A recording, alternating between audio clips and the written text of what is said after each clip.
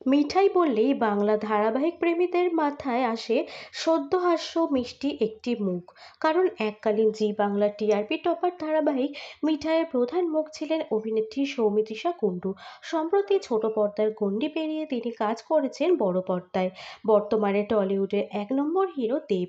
দেবের বিপরীতে প্রধান সিনেমার হাত ধরে টলিউডে ডেবিউ করেছেন সদ্য।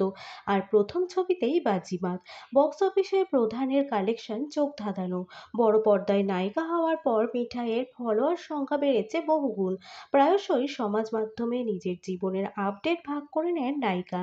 জন্মদিনের দিন নৌকায় যমুনা নদী বিহার করতে করতে লাল সালোয়ার কামিজে সেজে উঠেছিলেন অভিনেত্রী। কপালে কৃষ্ণ টিকা। নিজেই সমাজ মাধ্যমে সেই ভিডিও পোস্ট করে অভিনেত্রী লিখেছেন, তেরি দিওয়ানি। মিঠাই রানী কৃষ্ণ ভক্তিতে দিওয়ানি হওয়ার ইঙ্গিত দিয়েছেন, তার বলার অপেক্ষা রাখে না।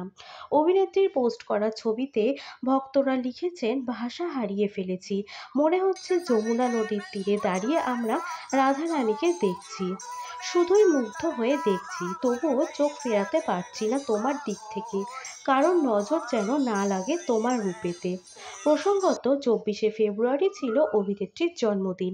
এই দিনটা অন্যবারের মতো পরিবারের সঙ্গে কাটিয়েছিলেন অভিনেত্রী। প্রতি বছর পরিবারের সঙ্গে কোথাও ঘুরতে যান অভিনেত্রী। গত 2 বছর যান মথুরায়। ঈশ্বরের কাছাকাছি জন্মদিন পালন করছেন তিনি।